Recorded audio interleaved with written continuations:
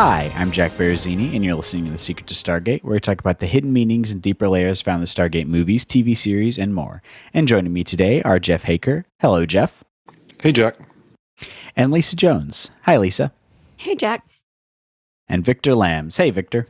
Athar be with you, Jack. That's what I say to myself every morning. And with your spirit. That would have been a better one. Yeah. Today we are discussing the 15th episode of Season 1 of Atlantis, Sanctuary.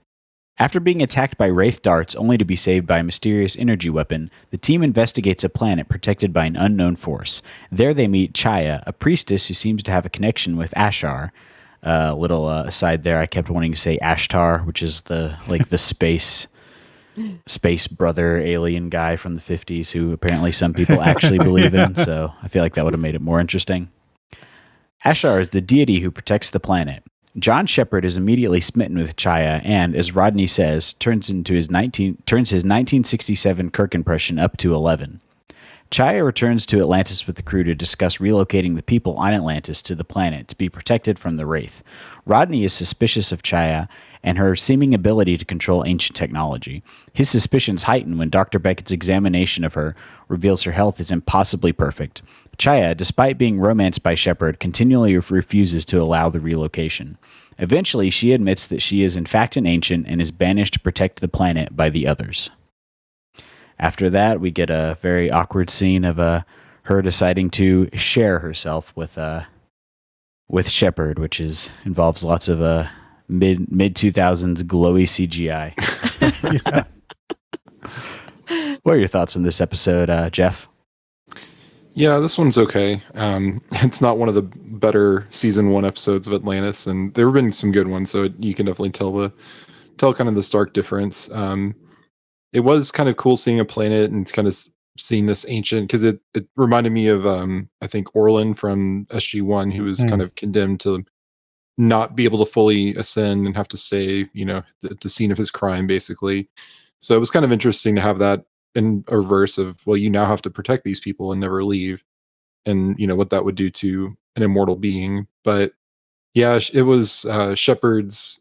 It was just a little bit over the top, and I know Jack O'Neill had some of these too, but I feel like it was a little bit just played for, I don't know if they were going for kind of a comedic level, but it almost was like a comedic level of, let's just go satire on that. So and a great episode for McKay though, because he was constantly the only, like we were saying, he's the only guy who wasn't into her. So it's a good episode for McKay for that sense. But yeah, it was okay. Better ones to come for sure. Yeah. This is definitely McKay is the only level-headed person in this entire episode. What about you, Lisa? I actually like this episode. Y'all are like, but I like it. I feel like it's kind of in a way, it's a rehash from some of the storylines we saw in Stargate SG-1 first and second season.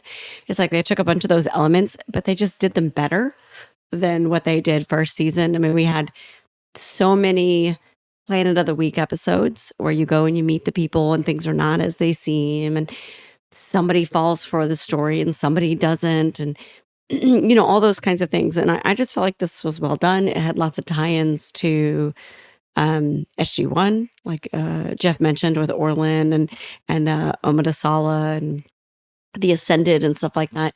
And I kind of liked Sheppard going all ooey gooey, because we've had a whole lot of Sheppard being, die hard, ultimate warrior, fighting everybody that, whatever, and, being all military soldier. And so I think this just showed how being cut off from Earth, being cut off from your loved ones, from your friends and family, just kind of how it wears on you. So I kind of liked that she was very lonely.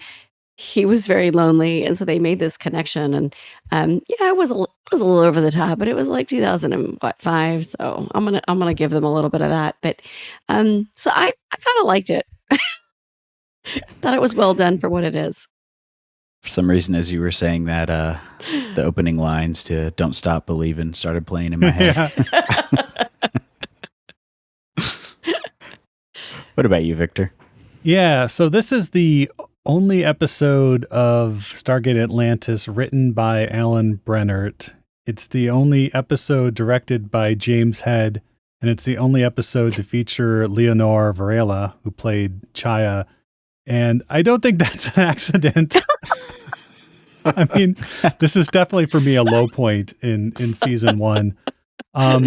You know, I'm sure the writer and director are just delightful people. I'm sure the actress is too. I think that, you know, in the late 90s, early 2000s, everybody was looking for the next Salma Hayek, and they weren't really too discerning about, you know, acting ability at the time. So I'm sure that she's a lovely person too, but this just didn't work. It's kind of, there's no there. I mean, if you look at the plot, it's like they find a woman, they take her back to Atlantis. She's an ancient, she goes home.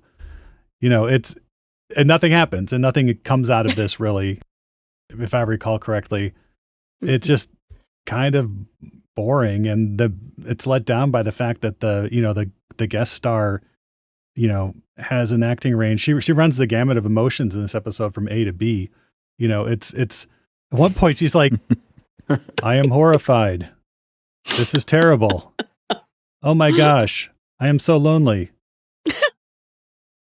And that's like, and that is all we get out of her. And it's like, oh my gosh, just cast anybody else in this episode.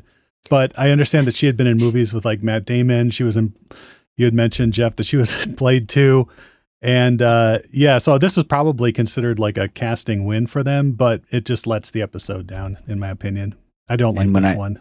And when I think of movies known for good acting, I definitely think of Blade 2.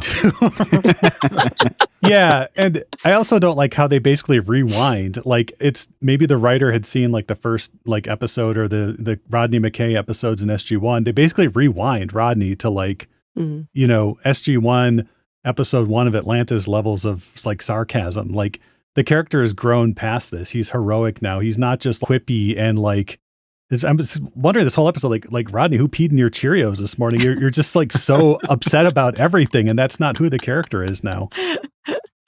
Well, they're running out of his favorite food. And it's true. Maybe it was the Cheerios. A couple episodes ago, it was the coffee that he was running out of coffee too. That could be it. That would explain it, but they didn't have a line in there about that. Anyways, not a fan of this episode. Maybe they had Rodney crank the stereotypical Rodney up because everyone else was so flat in this episode, and that's why I don't hold it against the actress, because I think the biggest problem was probably the direction. Yeah, I mean, from the commentary, the cast loved the director, and he went on to direct episodes of Sanctuary, you know, Amanda Tapping's show. But yeah, not someone who really understood Stargate, I don't think. Yeah. Yeah, I think the biggest problem is that nothing really happens in this episode. Like, even writing up the summary, I was like, how can I make this longer than 2 sentences? They could have done something, because they go to the planet and then there's you get your tribal village people, and then we see that she's their priestess or whatever. And of course that's they have the advanced technology, and it's something we've definitely seen in Stargate before, but I think we see them at the very beginning and then they're just gone. We don't hear anything else about any of the other people on this planet. Nothing else happens with them. Mm-hmm. The Wraith attack them off screen.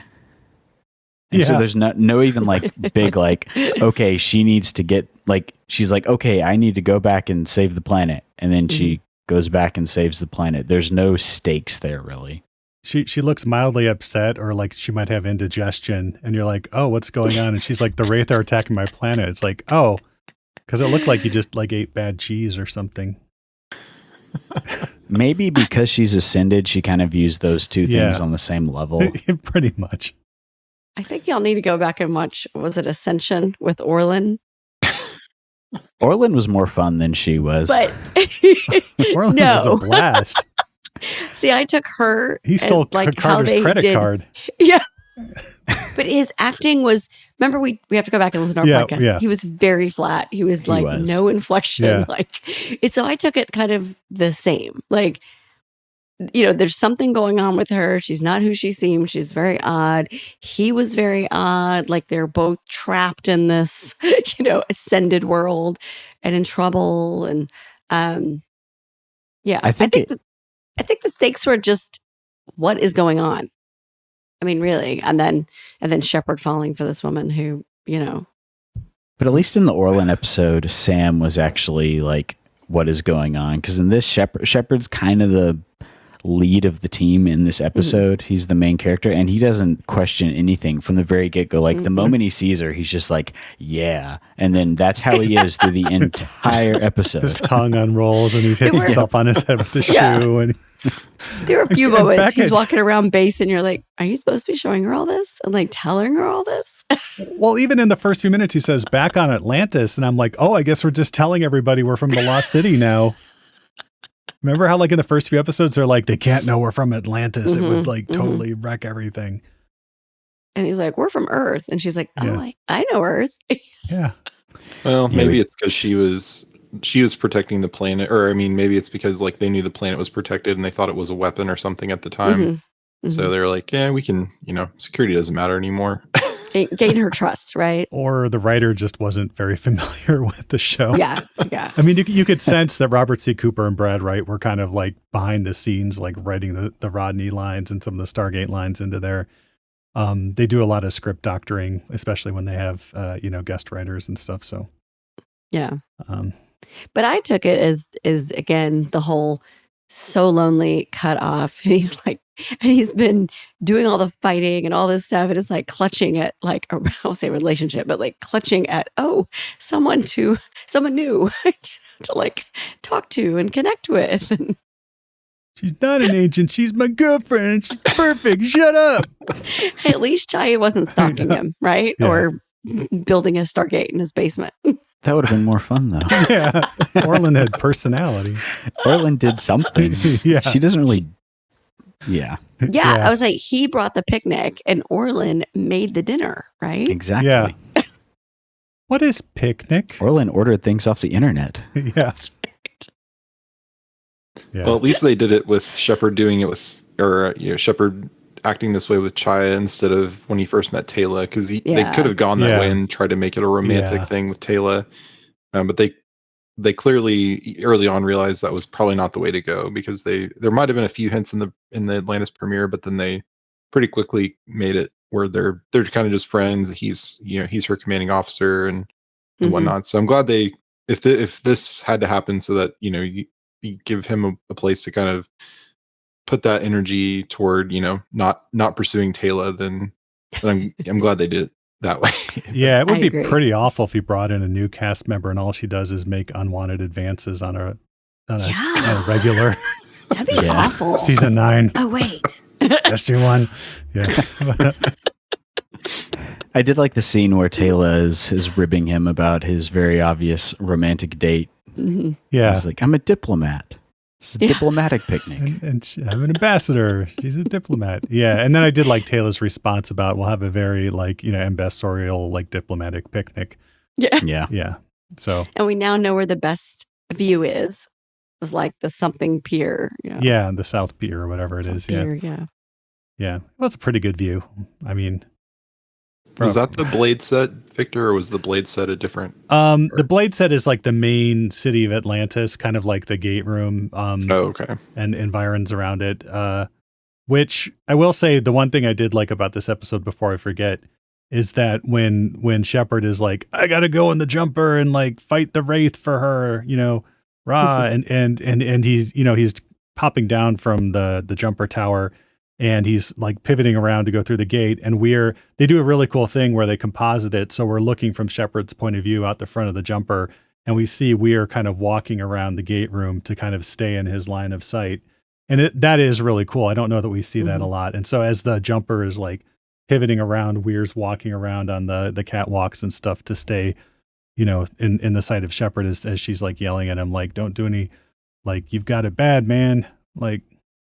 Don't do anything crazy for this chick you just met.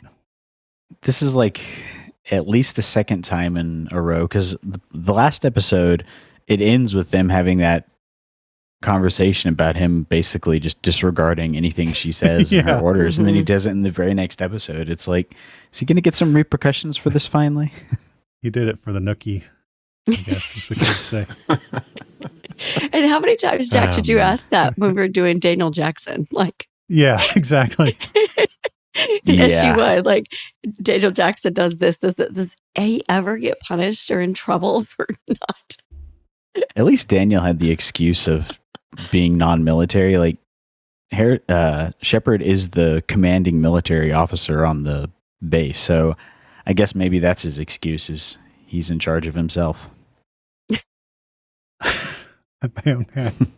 Yeah, but it wasn't just Sheppard who was like gobsmacked with her. You know, even McKay, as much as we say that he was skeptical, he did kind of want to show her around the base. And then when Dr. Beckett is checking her out in the med lab, you know, he's like, man, you're a perfect specimen. And then the list of things, he's like, you don't have any rickets, you don't have any fungus, and you don't have any STDs. And you're like, okay, like awesome. Maybe say she's never had polio or something. Why immediately jump to STD? I guess that's so that we don't feel bad for Sheppard later. I don't know, but or rickets. Like, or rickets. That doesn't come up in a normal physical, does it? Okay, you don't have athlete's foot. Excellent. You know, that must mean you're an ancient. And his whole dialogue, that entire scene, he's just like, hope you're as pretty on the inside as you are on the outside. It's like, I don't think I want to look at your insides. This isn't how doctors are supposed to talk to patients. But remember when he was with Perna and he was doing all that kind of stuff too. So I think he's just easily, swayed or affected. Yeah. I don't know. I hope he's not like that with the women on the base. I'm just saying. They come in for their physical and there's no HIPAA rules in space. Well, you know, I've been Me Too'd at least twice, so can't cancel him when he's on another galaxy. That's true. It was this a prison? But no, he's okay. But we like Beckett here. Yeah. Yeah. And so we're at the planet the first time, right? And it's all like, you know, island, like native islanders type thing. And they're like, well, you have to talk to our high priest. And they bring out the high priest and he makes Colin Mockery look like tall, dark, and handsome. He's like the whitest Canadian guy. You could imagine. You're like, wait a minute, what are we going for here? Are we going for like, you know, like native islanders and their, you know, bamboo huts, which we've built. But then all of a sudden they bring in the priest and he's like, I don't know, just seemed miscast to me. He looked very familiar, and I meant to go back and look him up to see if what I would have recognized him from, because he seemed very familiar. But like you said, maybe he's just a generic Canadian guy. Yeah, Robert Thurston. Name sounds very familiar. Yeah, didn't do a lot after this. I mean, but was a guest star in like, you know, Dead Zone, Psych, Smallville. Yeah, I've probably seen him from that stuff. Scientist number 2 in 2 episodes of SG-1. So that's probably where you saw him. Yeah. Apparently he was in Night of the Museum 3, so yeah, there you go. It's very cool. Yeah, and we get they're all talking about Ashar, which obviously we end up learning that Shia is Ashar. But they don't like, and they try to like, they don't build it up at all. It's no, like, they don't build it up, and they do like this very cursory surface level talk about the religions of Earth, and she's talking about like listing them off. You have all these different religions and they contradict, and it's like, I'm pretty sure any planet with a sizable population would have that exact same thing, so why are you surprised by it? No doubt. Your planet has like 20 people. Yeah. Like they can all be Asharians, you know. And they also, I think she said she read the text, and so of course you have another non-English speaking person, or American English native person able to read suddenly, because you know she at that point they didn't know she was ancient, so she wouldn't have been able to read ancient as far as they know. So she has the Gary Mitchell thing where she can just read everything and read it at like 2,000 pages a second.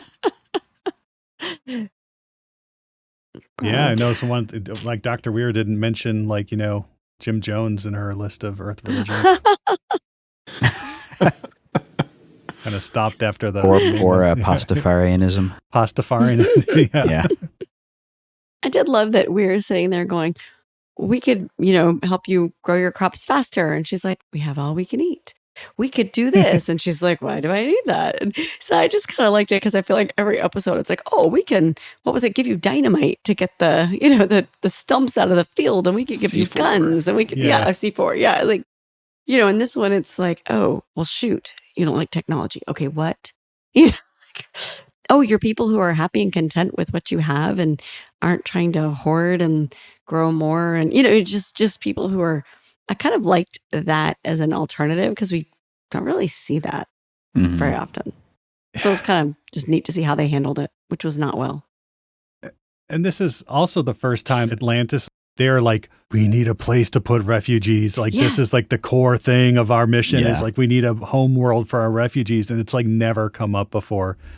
And they're like, well, the Wraith are going to Doesn't come attack up us. again. Yeah, and like the Wraith are going to attack us any day, which is kind of setting up the siege. But it's like the Mhm. Wraith are going to attack us any day. You're like, oh, really? Well, this is like new news. We know about the ships, but it hasn't been a going concern in the last 3 Mhm. episodes. Yeah, I kind of took it as that they know this planet is super defended, and like in Atlantis at this point they don't have a ZPM to power the shield and everything, so they're just looking for a way, somewhere they can go. And I would also think their supplies are starting to dwindle, and the Athosian crops haven't really come in yet, so they're probably looking at that too as like we're going to face shortages if we don't get, we got to find a way to supply everybody. But it also made me think, like, why did she even leave the gate up at this planet? Like, is Yeah, the only way the Wraith are going to get there. that's a good And I point. mean, they have to do it for the plot, but Yeah. She gets bored and she likes zapping them out of the sky every so often. Yeah, turning into a lightning bolt. Yeah. Yeah, and the Athosians say like Sheppard says, well, have you guys ever been here? And she's like, no, it's a space gate. We couldn't have been here before. And I'm like, how do the Athosians find out something's a space gate versus like a planet gate? Like, how many Athosians do they Oh, just no. like shove through with like a There's rope? That one wouldn't poor work. guy. Yeah, No, but I love that Taylor moment because it was like, no, duh. Like, yeah, how would we go there? Okay, thanks. yeah. Yeah, I kind of took the whole sudden urgency to evacuate everyone to this planet to be the fact that this is actually a viable option for that would make a Mm. difference. Whereas every other planet they visited, like, it's going to have the same problems as Atlantis, but they Mm. won't have Atlantis. So And this, the first thing that happens when they get there is they see darts get zapped like a bug zapper out of the sky, and they're not harmed. So they're like, hey, suddenly this looks pretty good. The question is, if it had been a ZPM, did we have to worry about Rodney trying to steal it? Well, yes, and I'm surprised we didn't have like anybody talk about like Dr. Kavanaugh or Sergeant Bates say, why don't we just move there? There's more of us than there are of them, and we'll just take over the planet. Oh, there you go. Athar be darned or whatever. But so that would have been a cool like side plot if like they had actually been considering like if Atlantis' situation had been more dire and it had been actual question of whether or not they would, just go there and take the planet by force if they needed to. and then you could have had a scene where Sheppard has to convince Chaya not to fry everybody because they're trying Yeah. to take over the planet, and you could have had some actual drama. Yeah, exactly. You didn't get her inner turmoil that I want to help you, but I can't. And this is my punishment, is like being stuck here. And That's her inner turmoil look. Kind of made me think of the Star Wars prequels a little bit. oh no. Yeah. Yeah. Like I said, I liked it for what it was. We could go back Yeah. and talk about early issue 1 and a writer who wrote multiple episodes of early issue 1, which was Catherine Powers. Yeah. Yeah. But then at least it would have been entertaining. Like it would have been like bad, weird entertaining. Emancipation, anyone? Like Chaya actually would have been, I don't know, like a squid, like not just a space squid, but an actual squid or something. It would have been like interesting in that way. Like it would have been like in a Galaxy it's a Quest. Galaxy Quest, or it would have been some weird side. I don't know. It would have been better than this. I did appreciate. So I think this is the first appearance in Atlantis of the big medieval set that they built. We saw it in It's Good to Be King. It was where we saw Mayborn was the king, and at this point they were still building it out. They hadn't built the whole thing. So the first time we see the planet of the Atharians or whatever they're called, it was on like a like a swamp and there was like a bamboo hut built there. But when we go back, and curiously, Chaya's gone back to save her people, but we don't see any of her people. So it's like, where did they go? But now they're in like a stone ruin area. And that is basically the same set that the stairway that Sheppard ran up is the same stairway that goes up to Mayborn's throne in that episode. Yeah. So we're going to see a lot more of that set. We even got the first appearance, I think, of the Atlantis medieval music, which we'll hear a lot more over the next 5 seasons. The dun, dun, dun, dun, dun, dun, dun, dun. You know, it's like this little medieval theme that they play like every time they go to any non-developed world. Ren fairs in space. Yeah. Yeah, You get a lot of that. Yeah. that field they were walking through, that I think has definitely been in, or it will be in some future episodes, because there was another kind of similar episode of Sheppard with a romance subplot that I was like, wait a second, that looks like that same field. I actually thought this was that episode. I think it's not. From what I remember, that's a better episode. It is a much better episode. Yeah.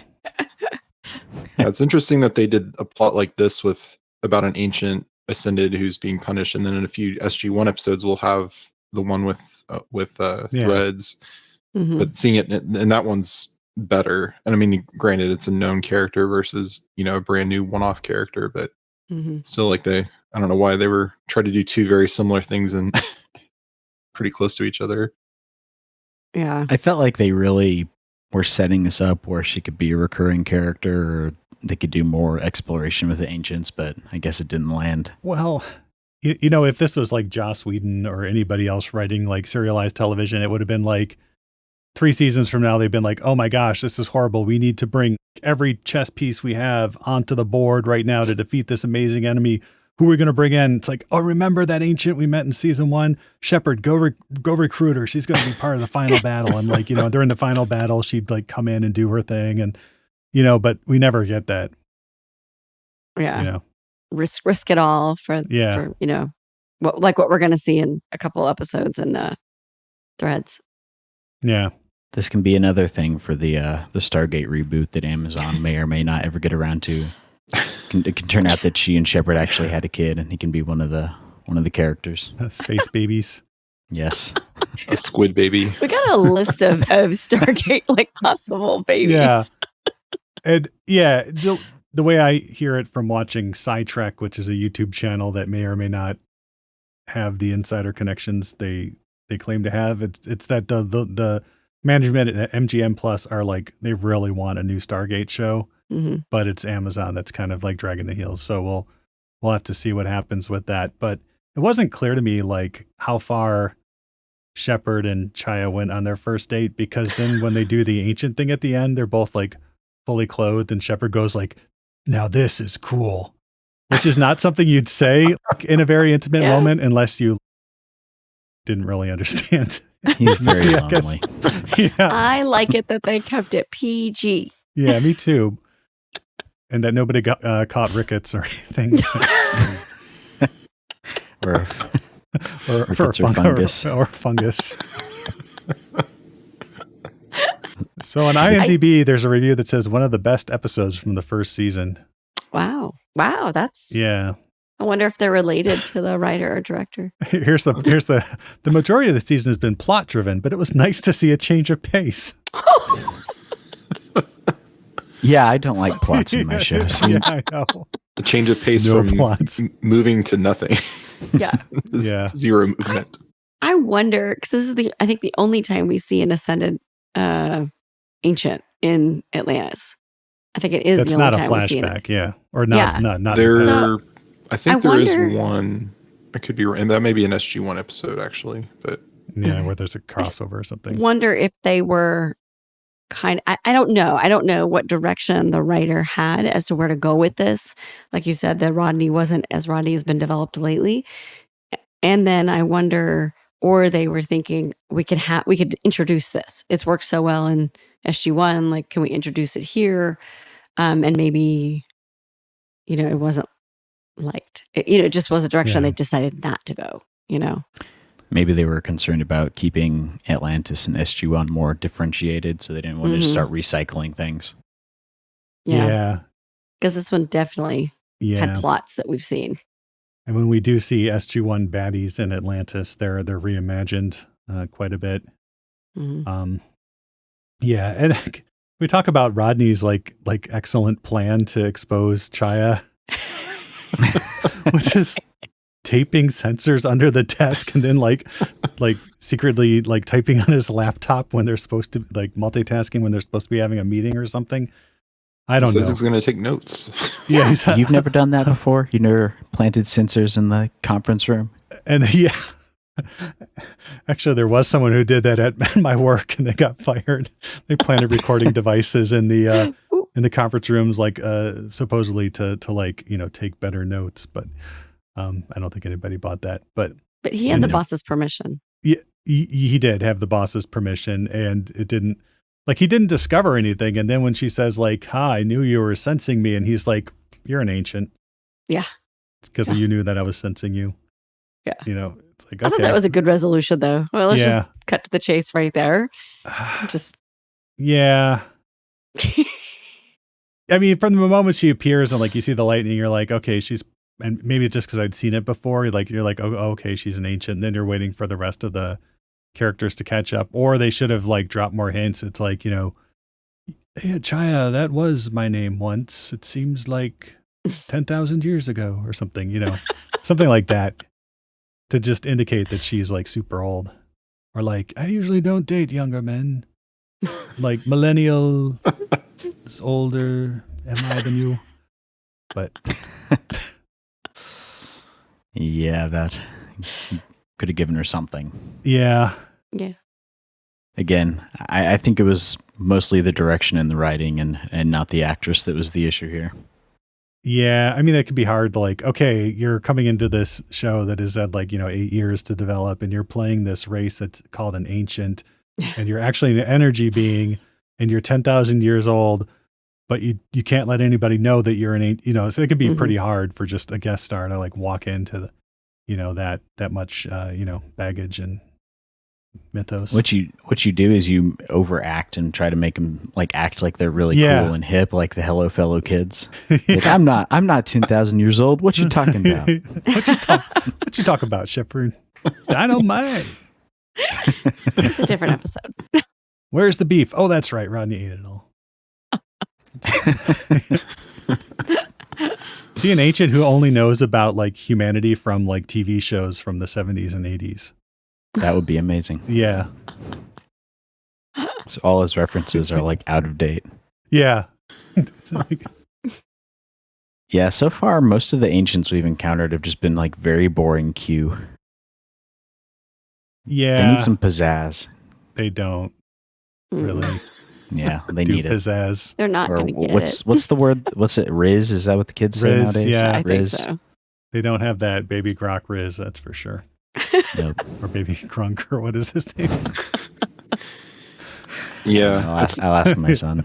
that's the thing. Gronk, It's that's on it. Middle Earth. We've been talking about like on Secrets of Middle Earth. Like it's hard to give character development to elves in a short form because they're immortal. So you can't just you have to give them somewhere to go and like because they're going to end up in one place. So there's just not enough time to develop like an ancient, give character development in one single episode. So and there's just not enough time in the rest of the show to do that with any of the other ancients we really encounter. There's like Oma de Sal is probably the one ancient that has Yeah. any kind of Mhm. actual development. Yeah. Well, we've seen her so many Yeah. times. So we like the first couple of times there was not a heck of a lot to her. Yeah, but And I think this you at least next get one we get a you at lot least of get it. a little bit, but and Yeah. I guess there's one sort of little bit of development in SG1 in season 9 and 10 of an ancient, but I guess technically Daniel Jackson is an ancient. Sometimes Yeah. he's a young ancient. And I'm trying to figure out what his personality was when he was ascended. It was just He was like very understanding but unhelpful. Yeah. very I was going to make a Yeah. joke about going to AA meetings, but What, Ancients Anonymous? hi, my name is Daniel Jackson. Yeah. and I'm an ancient. Well, that's right, because that Understanding, was but unhelpful. Yeah. that was the episode I hated, where he just sat there and watched Jack get tortured over and over and over again. In his Yeah. cable knit sweater. Yes, Yeah. Yeah. yeah, bad episode. See, they could have done that. They could have done a callback, and instead of wearing like that dress, she could have worn a cable knit sweater. I don't think anywhere in the Stargate universe they're going to put a woman guest star in a cable knit sweater. I'm just saying. True. No, they're gonna. At least she wasn't wearing what No. Bala wears, right? But like, Yeah, at least that would have been a shame. But,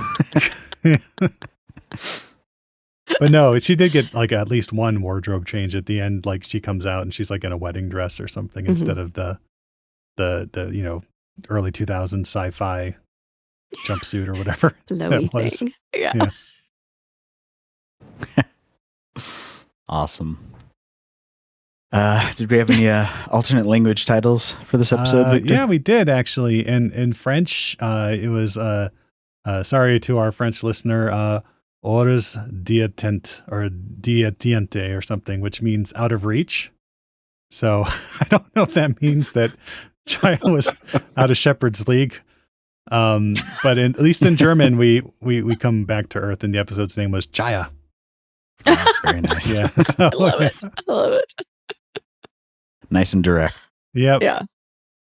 And then Yeah, you're But going. at least "What's said a Chaya is the ancient is in German. Yeah. Yeah, ancient Chaya. Chaya, and that's about it. Chaya, ancient grains. Pretty sure you can buy that at Trader Yeah. Joe's. Exactly. Chaya seeds. Yep. Awesome. Did you have any other thoughts on this episode? I listened to the commentary, and it was Tori Higginson who plays Weir and Rachel Luttrell who plays Taylor, and it was like the least informative commentary. I think for Atlantis they were bringing in, because they recorded the commentaries on Saturday afternoons. They were just bringing in whoever they could to do it, and it was all about their weekend plans and like how they wanted to go to the beach and that sort of thing. And so if you do pick up the DVD and you just want to hear like Taylor and Weir talk about like how they're going to check out one of the crew members' bands that night, who's in a band, his band that night, you can listen to that commentary, but you don't get a lot of insight into how the episode was made. Now, does it depend on how interesting the episode itself was, the level of commentary, or is it just kind of how it is?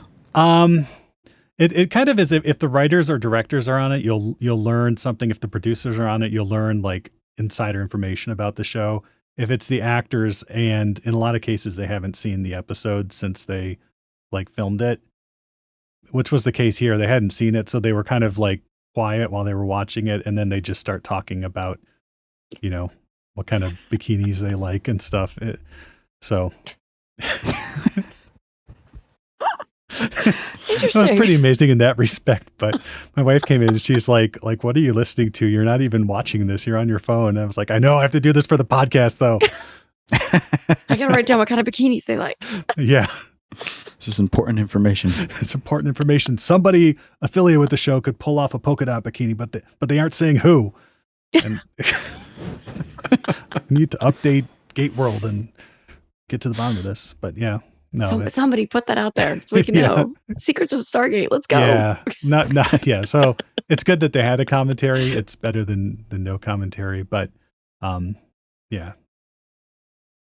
No, thank you much. for listening to it and reporting back. Taking one for the team, as it were. Yeah, a lot of like I said, I usually get something out of them, but this is just the one time I didn't. I have all the DVDs. I need to actually get a DVD player so I can use them because I don't have a DVD player right now. Hey, when I moved, I found 2. Awesome. Oh, nice. There you go. But I don't have Atlantis DVDs, so. Nice. They did have a making of featurette though, which basically showed them like kind of filming some of the scenes and stuff. So that was kind of neat. But yeah, that was it. Nice. Before we go, we'd like to take a moment to thank our patrons who make it possible for us to create Secrets of Stargate. Their generous donations at sqpn.com/give make it possible for us to continue the Secrets of Stargate and all the shows at StarQuest. And you can join them by visiting sqpn.com/give You can follow the show on Apple Podcasts, TuneIn, Spotify, iHeartRadio, and you can find our video versions at youtube.com/StarQuestMedia.